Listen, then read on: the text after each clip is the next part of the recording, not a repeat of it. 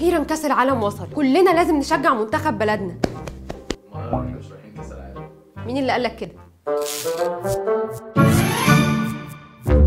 تعرفي ايه عن كاس العالم؟ كل المنتخبات بتاعت دول العالم بتصفي، كلهم بيلعبوا مع بعض بقى في كاس العالم. بتلعب كل امتى؟ كل 4 سنين لكل 5، علشان بتاع افريقيا كل سنتين، فطبيعي هو يبقى اكبر شويه. مين في لعيبه المنتخب؟ في الشناوي حارس مرمى. صلاح ما عدش معاك اصلا. في 5 منتخبات رايحين كاس العالم. مش عارفه، بس اكيد المانيا، واكيد انجلترا، واكيد امريكا. مين تاني مشهور بالكوره؟